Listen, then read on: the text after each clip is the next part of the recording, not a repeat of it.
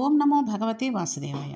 శ్రీకృష్ణ పరమాత్మ మొట్టమొదటగా విదురుడి ఇంటికి వెళ్ళి అక్కడి నుంచి కుంతీదేవి నివసిస్తున్న గృహానికి వెళ్ళాడు. కృష్ణుని చూడగానే పాండవులు జ్ఞాపకానికి వచ్చి కృష్ణుని మెడ గట్టిగా పట్టుకుని కౌగిలించుకుని పరమ ఆర్తితో ఏడుస్తున్న ఆమెను ఊరడంపచేసి కూర్చోబెట్టి మంచి మాటలను మాట్లాడడం ప్రారంభం చేశాడు శ్రీకృష్ణ పరమాత్మ. పరమ ధార్మికురాలైన కుంతీదేవి కృష్ణుడితో పాండవుల నీతిమంతులు ఎన్నడూ అవినీతి పట్ల ఆకర్షితులైన వారు కాదు, పుణ్యమునందు మక్కువ కలిగిన వారు, ఎన్నో కష్టాలు పడ్డారు, మెత్తని పరుపుల మీద శయనించి మాగధులు మంగళగానం చేస్తుంటే నిద్రలేవవలసిన వాళ్ళు అరణ్యంలో కొండలలో గుట్టలలో ఆదమరిచి నిద్రపోతే తెల్లవారేసరికి భయంకరమైన క్రూరముగాల అరుపులకు పక్షులు చేసే శబ్దాలకు మేల్కొన్నారు. తండ్రి లేని వాళ్ళు నన్ను కూడా విడిచి అరణ్యవాసం చేసినప్పుడు తల్లి తండ్రి పక్కన లేక ఎంత కష్టపడుతున్నారో అని స్మరణలోకి వచ్చినప్పుడు మనస్సు కుంచుకుని పోతూ ఉంటుంది. నా కుమారులు అందరూ సంతోషంగా ఉన్నారా? అన్నిటినీ మించి నా కోడలు ద్రౌపదీదేవి కుశలంగా ఉందా అని అడిగి, నా కొడుకుల కన్నా నాకు కోడలంటే చాలా ఇష్టం. నా కుమారులు నా మీద చూపించే ప్రేమ కన్నా కొన్ని కోట్ల రెట్లు ఎక్కువ ప్రేమ నా మీద చూపిస్తుంది. మా వంశంలో వన్నెకెక్కిన స్త్రీ ఆ కురుసభలో అవమానం పొందినప్పుడు ఎలా తట్టుకుందో, ఎంత మనోవేదనకు గురైందో. కడుపును పుట్టిన కొడుకులు ప్రేమ చూపించడం గొప్ప కాదు, అత్తగారి పట్ల అంత ప్రీతి భక్తి పొంది ఉండడం కుంతీదేవి మనసుని కదిపేసింది. కోడల పేరు చెప్పేటప్పటికీ ఆవిడ ఎంతో ఆనందాన్ని పొందేది. అది అసలు అత్తాకోడళ్ళ మధ్య ఉండవలసినటువంటి అభిమానం, ప్రేమ.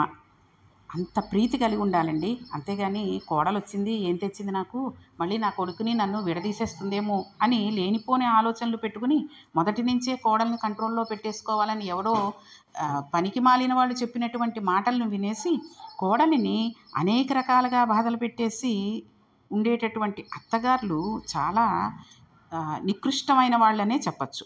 ఎందుకంటే పుట్టింటి వాళ్ళందరినీ వదిలేసి అన్ని రోజులు తను అక్కడ గడిపినా సరే ఒక్క భర్త తాళి కట్టాడు మెడలో అన్న ఒక్క విషయాన్ని మనసులో పెట్టుకుని అత్తారింటికి వచ్చేస్తుంది. వచ్చిన దగ్గర నుంచి వాళ్ళు నా వాళ్ళు అనుకుంటుంది. తల్లిని కానీ తండ్రిని కానీ గుర్తు చేయడం కానీ గుర్తు చేసుకోవడం కానీ ఏమీ ఉండదు. అందుకని అత్తగారు కూడా కోడల్ని ఒక కూతురులాగే చూసుకోవాలి, అలాగే కోడలు కూడా అత్తగారిని తల్లిలాగే చూసుకోవాలి. తల్లిలా చూసుకోవాలి అంటే తల్లే అనుకోవాలి, అంతేగాని తల్లి లాంటిది మా అమ్మ అయితే అలా చేయదు కానీ ఈవిడ ఇలా చేసింది అనేటటువంటి ఆలోచనే వాళ్ళకు ఉండకూడదు. చూసారా, పుట్టింటి విషయాలు అత్తింట్లోనూ పుట్టింటి గొప్పలు అత్తింటిలోనూ, అత్తింటి విషయాలు పుట్టింట్లోనూ చెప్పకూడదు అసలు ఆడపిల్ల. అలా చెబితేనే లేనిపోయిన గొడవలు వచ్చి ఈ రోజుల్లో విడాకుల దాకా వెళ్ళిపోతున్నాయి. అందుకనే పెళ్ళికి ముందు పూర్వం చెప్పేవాళ్ళండి, ఈ రకంగా ఉండాలి అత్తగారింట్లో, ఈ రకంగా మెసలాలని చెప్పేవారు. ఇప్పుడేముంది, అన్నీ పెళ్లి కూతురే ఆ పెళ్లి చూపుల్లోనే మాట్లాడేస్తూ, లేకపోతే ఈ వీడియో కాల్స్లో అది మాట్లాడేసుకుంటూ నువ్వు ఇలా ఉండాలి అలా ఉండాలి, అలా ఉంటేనే నేను మీ ఇంట్లో ఉంటాను, లేకపోతే వేరే కాపురం పెట్టేద్దాం అనుకుంటే అది కష్టం. ఎందుకంటే కొడుకుల కన్నా నా మీద ఎక్కువ ప్రేమ చూపించేది నా కోడలు అన్న మాట అత్తగారి దగ్గర నుంచి వచ్చిందంటే ఎంత అభిమానిస్తోంది, ఎంత ప్రేమిస్తోంది ఆ కోడల్ని, ఆ కోడలు అత్తగారిని ఎంత ప్రేమిస్తుంది అనేది మనకి ఇక్కడ అర్థమవుతుంది. ఆవిడ కోడల పేరు చెప్పేటప్పటికే అంత ఆనందపడిపోయిందంటే కోడల్ని చూస్తే ఇంకెంత ఆనందపడిపోతుందో కదండి. ఆవిడ ఇంకా అంది, ఓ కృష్ణ, ఆనాడు సభలో ద్రౌపదీదేవికి అంత అవమానం జరుగుతూ ఉంటే ఒక్కరు కూడా ఇది అధర్మం అని పలికిన వారు లేరు. నిండు సభలో అధర్మం అని విదురుడు ఒక్కడే పలికాడు. ధర్మం తెలియడం ఒక ఎత్తు, తెలిసిన ధర్మాన్ని ధైర్యంగా చెప్పగలగడం ఒక ఎత్తు. ఆ విదురుని ప్రవర్తన ఈ జగత్తుకి ఆదర్శప్రాయం. ఆమె పడిన కష్టాలు దుఃఖాలు అన్నీ ఒక ఎత్తు, ఆమె పొందిన అవమానాలు అంతకన్నా దారుణమైనవి. నేను పుట్టిన దగ్గర నుంచి నా జీవితంలో ఎన్నో మలుపులు ఎన్నో కష్టాలు పడ్డాను. ఇన్నేళ్ల నుంచి పడ్డ కష్టాలు ఒక ఎత్తు, ఈ 13 సంవత్సరాలు నేను పడిన కష్టాలు ఒక ఎత్తు. ఎందుచేతంటే దయమాలిన దుర్యోధనుడు పెట్టిన తిండి తినాల్సి వచ్చింది. దానికి నేను ఎంతో వగచి ఉన్నాను. దుర్యోధనుని నేను ఎప్పుడూ నా కుమారులతో సమానంగా చూశాను. ఈ విషయం వింటుంటే మనకి ఆవిడ ఎంత బాధపడింది. అక్కడ అరణ్యవాసం చేస్తూ వాళ్ళు పాండవులు పడేటటువంటి బాధ ఒకటి, కుంతీదేవి బాధపడుతున్న బాధ ఒకటి. ఎందుకంటే ఇది తప్పు అని తెలిసినా కూడా ఎవరు ఇది తప్పు అని చెప్పకుండా ఉన్నారు అని ఆవిడ అటువంటి వాడి నీడలో 13 ఏళ్ళు బతకాల్సి వచ్చింది, వాడు పెట్టిన తిండి తినాల్సి వచ్చింది అని ఎంత బాధపడిపోతుందో చూడండి. కాబట్టి అసలు ఆవిడ దుర్యోధనుడిని ఎప్పుడూ తన కొడుకుతో సమంగా చూశాను అంటే ఆవిడ వేరే పరాయి వ్యక్తి ఇంత దుష్ట ప్రభావం ఉన్నవాడు అని అనుకోలేదు. ఆవిడంది, తన్నున్ తన తమ్ములన్ నా కన్న కొడుకులట్ల తలతు గాని విభేదం వెన్నడు నా మదిలేమికి వెన్నుండ దైవంబు సాక్షి వినుము పలికదెన్ అంది. అసలు ఈ పద్యం కుంతీదేవి శీలవైభవానికి నిదర్శనం అండి. నా కడుపున పుట్టిన బిడ్డలకు దుర్యోధనుడు వాడి సోదరులు కూడా ఎప్పుడూ ఏ భేదభావము పాటించకుండా చూశాను. అందరినీ నా బిడ్డలుగానే చూశాను. నీకు తెలుసు కదా. అయినా దుర్యోధనుని నడవడి చాలా దారుణమైనది. నేను పలికినది సత్యమైతే, అటువంటి నడవడి కలదాననైతే పాండవులు ఎటువంటి దోషాలు అంటని వారై వారు సంతోషించే రోజులను తొందరలో చూచెదను కాక. నేను పొందిన వ్యధకు, కష్టానికి, క్లేశానికి పరిష్కారం ఒకటే. పాండవులు సంతోషకరమైన జీవితాన్ని పొందాలి. అప్పుడు మాత్రమే నేను ఆనందిస్తాను అని తనను పడిన కష్టాన్ని కృష్ణుడి మనసుని బాగా తాకాలని, రాయబారంలో పాండవులకు న్యాయం జరగాలని, కృష్ణ పరమాత్మ అది సాధించగలడని చమత్కారంగా ఆమె మాట్లాడిన తీరు హృదయ గాంభీర్యానికి నిలువెత్తు నిదర్శనంగా ఉంది. అంటే కొడుకుల పట్ల ప్రేమ చూపిస్తూ వీళ్ళు పరపిల్లలు, పరాయి వాళ్ళ పిల్లలు అనేటటువంటి ఉద్దేశం లేదు ఆవిడికి. కాబట్టి ఆవిడ యొక్క బాధని కృష్ణ పరమాత్మకి ఆవిడ చెప్పుకుంది. ధృతరాష్ట్రుడు, అతని కొడుకు దుర్యోధనుడు పాండవుల మేలు కోరుకునేవారు కాదు. కౌరవులలో పెద్దవాడైన బాహ్లికుడు ఉన్నాడు. కురువంశాన్ని రక్షించే భీష్ముడు ఉన్నాడు. వీళ్ళని అనవలసిన పని లేదు. నా కష్టాలకు కారణం ఇటువంటి కఠినాత్ములు ఉన్న చోటికి తీసుకువచ్చి నాకు సంబంధం కలిపి ఈ వంశానికి కోడల్ని చేసిన నా పుట్టింటి వాళ్ళని అనాలి అంది. ఇది సర్వసాధారణంగా ప్రతి ఇంట్లోనూ ఒక స్త్రీ అనేటటువంటి విషయమే. ఎప్పుడైనా కష్టం కలిగితే నేను ఎవరిని అనట్లేదండి బాబు, మా అమ్మ నాన్నలు అంటున్నాను, తీసుకొచ్చి ఇక్కడ పడేశారు నన్ను అంటుంటారు. అలాగే కుంతీదేవి కూడా అంతనమాట. కృష్ణుడు ఆవిడ పుట్టినింటి వైపు వాడు. అది ఎత్తి పొడుపు కాదు. తన బిడ్డలను ఆయన రక్షించగలడు. ఆయన మనసుకు తాకి తన బిడ్డలను కాపాడాలని ఆమె అలా అంటోంది. అది ఎత్తి పొడుపు కాకపోయినా మాట అలాగే ఉంది కదండి. ఎందుకంటే పుట్టింటి వాళ్ళనంటే వాళ్ళకి బాధ కలిగి, అయ్యో నా పిల్ల ఇంత బాధపడుతోందే అనుకుని వాళ్ళు సరిచేయడానికి ప్రయత్నిస్తారు. కాబట్టి ఆయన కృష్ణ పరమాత్మ అంతలా తెలుసుకుని పాండవులకి రక్షణ కలిగించాలని చెప్పి ఆవిడంటోంది. ఎందుకంటే తొందరగా తను సంతోషించాలి అంటే పాండవులు సంతోషంగా పొందాలి. అది కృష్ణుడే చేయగలడని ఆమె నమ్మకం. పార్థుడు జన్మించిన వేళ అశరీరవాణి ఇతడు లోకాలన్నింటినీ జయించగల కారణ జన్ముడని పలికింది. ఆ మాటలు నిజం కాలేదని నిన్ను నింద చేయవలసి ఉంటుందా? నింద చేయకూడదు. ఎందువల్లంటే ధర్మం అనేది లోకంలో ఉంటే ఆ మాట నిజమవుతుంది. నేను పాండవులు ధర్మాన్ని పాటిస్తున్నాం, భగవానుడు ఆ మాటలు నిజం చేయాలి అంటే కృష్ణుడే భగవానుడని ఆవిడ నమ్మకం. ఇప్పుడు ధర్మం అన్నది ఉన్నట్లయితే అశరీరవాణి పలుకులు నిజం కావాలి. పాండవులు రాజ్యాన్ని పొందాలి. నేను చెప్పిన మాటలు నువ్వు ఉపప్లావ్యానికి వెళ్ళినప్పుడు ధర్మరాజుతో చెప్పు అని చెప్పి ఆవిడ ఇంకా అంది, రాజపుత్రులు ఒకళ్ళ దగ్గర దేహి అని చేయి చాచి వేడుకుని దానిని అనుభవిస్తారా? అలా అనుభవిస్తే ఎలా ఉంటుందంటే, నిప్పు వేడిని కోల్పోయి చల్లగా ఉంటే ఎవరైనా భయపడతారా? ముట్టుకోవడానికి జంకరు. రాజపుత్రులైన వారు దేహి అని యాచించి మీరు ఎంత ఇచ్చినా చాలు జీవితాలను గడుపుతామనంటే ఎలా కుదురుతుంది? రాజపుత్రులు అంటే ఇక్కడ ఎవరండి? పాండవులు. అందుకని మీరు ఎంత ఇస్తే అంత మేము పుచ్చుకుంటామండి, చాలు మాకది అని అంటారేమో. అలా గడుపుతామనంటే ఎలా కుదురుతుంది? అలా ఉండటానికి వీలు లేదని చెప్పి మగతనం చూపించి యుద్ధం చేయమని చెప్పు.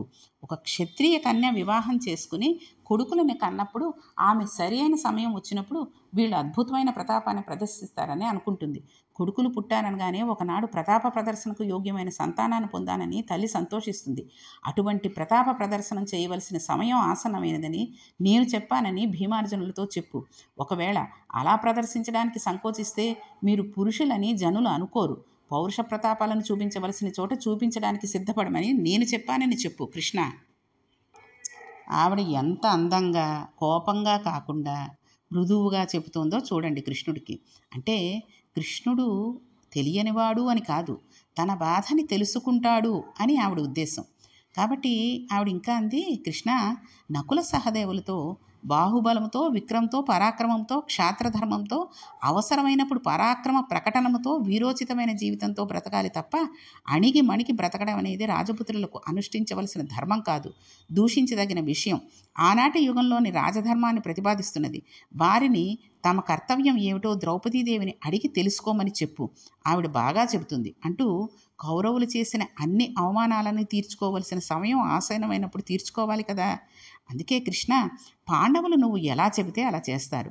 గొప్ప ఆలోచనలు కలిగి నువ్వు ఏది చెప్పి పాండవుల చేత చేయిస్తే నా బాధ తీరుతుందో అటువంటి పనులు చేయించు, నన్ను దుఃఖం నుంచి కడతీర్చు అంది. అప్పుడు కృష్ణ పరమాత్మ ఆమెతోటి అన్నాడు, అమ్మ, ఎంతో ఉత్కృష్టమైన నడవడి కలిగిన దానివి. నీ ప్రవర్తన చూసి వ్యాస భగవాను అంతటి వాడు సంతోషించాడు. అపారమైన పుణ్యం కలిగిన దానివి. కృష్ణ సుఖముల యందు కష్ట సుఖముల యందు ఊంచుకొని నిలబడగలిగిన ధైర్యం ఉన్నదానివి. నువ్వు మనసులో చింతలను అణుచుకోకపోతే అది లోకంలో దుఃఖాలను సహించాలని ఎవరికి చెప్పడానికి ఆదర్శమవుతుంది? నీ వంటి వారే అణుచుకోలేకపోతే సామాన్యులకు ఎలా సాధ్యమవుతుంది? ఒక్క మాట విను, నువ్వు బెంగ పెట్టుకుని దుఃఖపడే సమయం దాటిపోయింది. పరమ సంతోషంగా ఉండు. నీ దుఃఖాన్ని అంతటినీ తీరుస్తాను. నీ కుమారులు అందరిలా సామాన్యమైన సౌఖ్యం అనుభవించడానికి ఇష్టపడేవారు కాదు. వీరధర్మం వలన ఏ సౌఖ్యములు కలుగుతాయో వాటిని అనుభవించడానికి పాత్రులైన వారు. నీచమైన మార్గాలను అనుసరించి తక్కువ స్థాయి నిర్ణయాలు చేసుకుని ప్రవర్తించేటటువంటి వాళ్ళు కాదు. విరోధి వంశం అంతటినీ కూకటి వేళతో పెకిలించి తిరిగి సామ్రాజ్యాధికారం పొంది సమస్త సౌఖ్యాలను అనుభవించే రోజు ఎంతో దూరంలో లేదు. కొద్ది కాలం ఓపిక పట్టు అని కుంతీదేవిని ఊరడింపజేశాడు. అప్పుడు కుంతీదేవి అంది, పాండుకుమారులకు గురువు దైవము బంధువైన నువ్వే కృష్ణ. నీ మనసులో ఏది న్యాయం అనిపిస్తోందో, ఏది హితం అనిపిస్తోందో అది ఏ విధమైన అరమరిక లేకుండా వాళ్ళని ఆజ్ఞాపించు. దాని వలన వాళ్ళు బాగుపడతారని, అందుచేత వాళ్ళు నిన్ను ఆశ్రయించి ఉండటం వలన పొందవలసిన ప్రయోజనాన్ని పొందుతారు అంది. వాళ్లకు ఏ ఆపద రాకుండా ఉండడమే ప్రయోజనం కదండి. అందరికీ కావాల్సింది అదే. పాండవులకి ఎటువంటి ఆపద రాకూడదు. కానీ దేహి అని అడిగి ఆ రాజ్యాన్ని పుచ్చుకోకూడదని తల్లిగా ఆవిడ కోరుకుంటోంది. అందులో తప్పేం లేదు కదండి. ఆవిడ ఇంకా అంది, పాండవులకే కాదు కౌరవులకు నువ్వే ఆశ్రయం, లోకానన్నిటికీ నువ్వే ఆధారం. శ్రీకృష్ణ పరమాత్మ భగవంతుడే అని నిర్ధారించి మాట్లాడుతోంది ఆవిడ. కుంతీదేవి దగ్గర సెలవు తీసుకుని దుర్యోధన మందిరానికి వెళ్ళాడు ఆయన. అంటే కుంతీదేవి చెప్పవలసిందంతా విన్నాడు ఆయన మనసులో ఏముంది అన్నది ఎవరికీ తెలియదు కదండి. కాబట్టి అక్కడ ఆవిడ్ని సంతోషపరిచి నీకేం బెంగలేదు, సుఖంగా ఉండు, ఇంకంతా మంచి జరుగుతుందని మాత్రం చెప్పగలిగాడు. ఎందుకంటే ఆయనకు తెలుసు కదా జరిగేదేదోనో. అక్కడి నుంచి దుర్యోధన మందిరానికి వెళ్ళాడు. అక్కడ ఉన్న పెద్దలందరూ స్వాగతం పలికారు. లోపలికి వెళ్ళి ఆసనం మీద కూర్చున్నాడు. దుర్యోధనుడు, నీకోసమని ఇక్కడ ఎన్నో ఆహార పదార్థాలను చేయించాం. ప్రేమతో నువ్వు మా దగ్గర ఆహారాన్ని స్వీకరించి మా యందు నీ ప్రీతిని ఆవిష్కరించవలసింది అని అంటే కృష్ణుడు అన్నాడు, నేను ఇక్కడ భోజనం చేయడం కుదరదు, నాకు ఇష్టం లేదు, నేను తినను అన్నాడు. దుర్యోధనుడు వెంటనే కర్ణుడి వైపు చూసి, విన్నావు కదా, వచ్చినవాడు ఇక్కడ భోజనం చేయనని అంటున్నాడు. ఆయనకు మన పట్ల ప్రీతి ఉన్నదని ఎలా అనుకుంటాం? ఎంత పెద్ద మనిషి తరహాగా ప్రవర్తించి ఏ విషయాలను ప్రతిపాదిస్తాడో ఆయన మాటను తీరును పరిశీలిద్దాం. అది స్పష్టమైన తర్వాత ఏం చేయాలన్న ఒక నిర్ణయానికి వద్దామని కృష్ణుడి వంక తిరిగి, నువ్వు ఇక్కడ తినను అనడానికి ఏ బలమైన కారణం ఉన్నదో నాకు అర్థం కావడం లేదు. తినను అనడం మన చుట్టరికానికి న్యాయానికి విరుద్ధమైన విషయం కదా. కురుపాండవులకు నువ్వు సమానమైన బంధువువి, గొప్ప ధర్మశీలం కలిగిన వాడివి. ధృతరాష్ట్ర మహారాజుకు నువ్వంటే ఎంతో ఇష్టం. ఇంటికి వచ్చిన అతిథికి అన్నం పెట్టాలని కోరుకోడా? ఎందుకు ఇక్కడ తినవు? కారణం చెబుతావా అన్నాడు. అందుకే చూడండి, అసలు మామూలుగా అయితే ఎవరింటికైనా వెళ్ళాం అనుకోండి, వాళ్ళు ఏదైనా ఇస్తే అబ్బాయి వద్దండి బాబాయ్ నేను తినండి, నాకు అసలు ఇష్టం ఉండదండి, అలాంటి మాటలు మాట్లాడకూడదు. అంతగా మనకి తినాలని లేదనుకోండి, ఇంటి దగ్గర శుభ్రంగా భోజనం చేసేసి వచ్చామనుకోండి, లేకపోతే ఇంటికి వెళ్ళాక భోజనం చేయాలి, అమ్మ ఏదో వండింది, భార్య ఏదో వండింది, అవి తినాలి కదా, అవి నాకు ఇష్టమైన వంటలు చేసింది అని అనుకునే వాళ్ళు ఏం చేయాలో తెలుసా అండి? ఒకసారి చేత్తో ముట్టుకుని తినేసినట్టేనండి, ఇంకా నన్ను బలవంతం చెయ్యొద్దు అని చెప్పాలి. అంతేగాని అబ్బాయి వద్దండి బాబాయ్ వద్దు చిచిచి అన్నట్టుగా మాట్లాడకూడదు. అది తప్పు. ఎందుకంటే కృష్ణ పరమాత్మ ఇక్కడ ఎందుకు అలా అన్నాడు అని తెలుసుకోవాలని, ఎందుకు మా ఇంట్లో ఇక్కడ తినవు అని కారణం చెప్పమన్నాడు. పరమాత్మ సమాధానం చెబుతూ, రాయబారానికి వచ్చిన వాళ్ళు అది పూర్తి కాకుండా దాని ఫలితం ఏమిటో తెలియకుండా వెళ్ళిన చోటు తినడం కానీ, ఇచ్చిన బహుమానాలు తీసుకోవడం కానీ, ఇచ్చిన బట్టలు కట్టుకోవడం కానీ చేయకూడదు. కార్యం సఫలమైన తర్వాత అటువంటి పనులు చేయవచ్చు. నేను ఈ కారణాల చేత తినడానికి సాధ్యం కాదు. రాయబారం పూర్తి కాలేదు కనుక నేను తినను అంటే, దుర్యోధనుడు మా ఇంట్లో అన్నపానీయాలు స్వీకరించడానికి నువ్వు చెప్పిన కారణాలు నాకు సమంజసంగా అనిపించడం లేదు అన్నాడు. అంటే ఈ రకంగా తినను అని చెప్పడం కూడా తప్పైపోయినట్టుగా దుర్యోధనుడు మాట్లాడుతున్నాడు అనమాట. ఏ విధంగా సమర్థనీయులు అని అడిగాడు దుర్యోధనుడు కృష్ణుడిని. అనగానే కృష్ణుడు అన్నాడు, లోకంలో ఇది చాలా మంచి అన్నం, తినవచ్చు అని ఎప్పుడు అంటారంటే, ప్రేమతో పిలిచి అన్నం పెడితే అది తిని సంతోషించవచ్చు. ఆపదలో ఉండి కటకట పడుతూ దిక్కులేని స్థితిలో ఉంటే అప్పుడు ఏ అన్నమైనా సరే ఇంతకన్నా వేరు మార్గం లేదని తిని సంతోషించవచ్చు. నువ్వు మా పట్ల ప్రేమ కలిగిన వాడువు, అనుకూలుడివి కాదు. నీ ఇంట నేను అన్నం ఎలా తింటాను? నేను ఏదైనా ఆపదలో ఉంటే తినాలి. నేను ఇప్పుడు ఏ ఆపదలోనూ లేను. ఈ 2 కారణాల చేత నీ ఇంట నేను అన్నం తినడం శాస్త్రీయం కాదు. మన అభివృద్ధిని, క్షేమాన్ని ఇష్టపడని శత్రువు భోజనం పెడతానని పిలిచి వాళ్ళు ఏం కలిపి పెడతారో తెలీదు. పెట్టకూడని పదార్థాలు కలిపి పెట్టడం లోకంలో ఉన్న విషయం. శాశ్వతం కాని ఈ శరీరాలు అటువంటి పదార్థాలు తిని ఎటువంటి ప్రమాదాలు కొని తెచ్చుకోవాల్సి వస్తుందో కాబట్టి నీ ఇంట తినడం కుదరదు. తినకూడని ఆహారం తింటే నా ప్రాణాలకు హాని కలుగుతుంది. నా ప్రాణం వేరొకటి కాదు, పాండవులు నా పంచప్రాణాలు. వారంటే నీకు కిట్టదు కనుక నువ్వు నా ప్రాణాలను వ్యతిరేకం కింద లెక్క. చిన్నతనం నుంచి నువ్వు వారికి అపకారం చేస్తూనే ఉన్నావు. నువ్వు ధార్మికంగా ప్రవర్తించేవాడివి కాదు. వాళ్ళు ధర్మశీలులు, ఎప్పుడూ పుణ్యం కావాలి. నీకు వాళ్ళతో సఖ్యంగా ఉండటానికి ఏమిటి ఇబ్బంది? వారితో నీవు ఏ కారణంగా విరోధనం పెట్టుకున్నావు? అప్పుడు నీ ఇంట అన్నం తినడం ఎలా సాధ్యం అవుతుంది అని అంటే దుర్యోధనుడు మిన్నకుండిపోయాడు. అంటే ఏమీ మాట్లాడకపోయాడు. ఎంత ఖచ్చితంగా కొట్టినట్టుగా శ్రీకృష్ణ పరమాత్మ దుర్యోధనుడితోటి చెప్పేశాడు. ఎందుకంటే పాండవులంటే నీకు కిట్టదు. పాండవుల పట్ల పాండవుల వెంపు రాయబారిగా నేను వచ్చాను. నాకు ఏ విషయమైనా పెట్టేసి నన్ను చంపేస్తే నా పంచప్రాణాలు అయినటువంటి పాండవులు ఏమైపోతారు అని అడిగాడు. అంతే కదండి. అందుకే ఎక్కడికైనా వెళ్ళినప్పుడు ఏది పెడితే అది లేకిగా తినేయకూడదు అంటూ ఉంటారు. ఏం పెడతారో ఏమిటో తెలీదు. కొన్ని సందర్భాలలో ఏదో కూర్చుందామండి, ఈ రోజుల్లో ఏంటంటే సిట్టింగ్ వేసుకుందామండి అంటూ ఉంటారు. కూర్చుని మాట్లాడుకుందాం. విడాకుల గురించి అవనండి, పెళ్ళిళ్ళ గురించి అవనండి, పుణ్యకార్యాలు అవనండి, ఏ విషయాలైనా కూర్చుని మాట్లాడుకుంటూ ఉంటారు. అది ఎటువంటి సందర్భమో చూసుకోవాలి. వెళ్ళగానే కాఫీలో, టీలో, కూల్ డ్రింక్లో ఇచ్చేసారనుకోండి, గబగబా తీసేసుకోకూడదు. అది వాళ్ళ ఇంటికి ఏ పరిస్థితులు, ఏ విషయం గురించి వెళ్ళాం, ఎందుకు వెడుతున్నాం, ఆ వెళ్ళిన పరిస్థితి మంచిదా కాదా అనేటటువంటి విషయాలన్నీ కూడా మనం తెలుసుకుని అక్కడ భుజించడమా లేదా. అందుకే చూడండి, బియ్యం అందడానికి కూడా పెళ్లి చూపులకు వెళ్ళినప్పుడు ఏమి తినకూడదంటూ ఉంటారు. ఎందుకంటే ఇంకా మనకి ఆ పని పూర్తి అవ్వదు. పెళ్ళి కుదిరిందా లేదా అన్నది కూడా తెలియదు. పిల్లాడికి పిల్లకి ఇష్టపడ్డారా లేదా అన్నది కూడా తెలియకుండా ఇప్పుడు అందరూ ఏం చేస్తున్నారంటే ముందు పిల్లని చూపించడం కాదు, రకరకాల స్వీట్లు, హాట్లు, కూల్ డ్రింకులు అవి ఇచ్చేసి వీటి వల్ల చూసి ఇంత గొప్పగా ఉన్నారు వీళ్ళు కదా, ఆ పిల్ల కూడా చాలా గొప్పగా ఉంటుంది, పెళ్ళి అది బాగా చేస్తారు అనుకుని పెళ్లి చేసేసుకుంటారేమో అనే ఉద్దేశంతో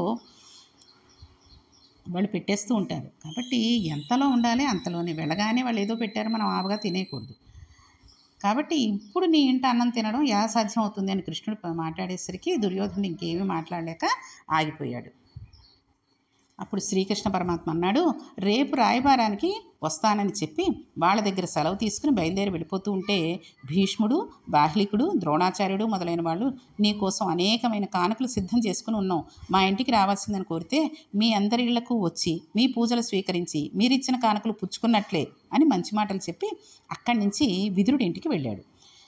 విదురుడి ఇంటికి వెళ్ళిన తర్వాత ఆ విదురుడు ఎటువంటి ఆతిథ్యాన్ని ఇచ్చాడు శ్రీకృష్ణ పరమాత్మకి, వాళ్ళిద్దరూ మాట్లాడుకున్న మాటలు ఏమిటి అనే విషయాన్ని మనం రేపటి పారాయణంలో తెలుసుకుందాం. ఓం నమో భగవతే వాసుదేవాయ.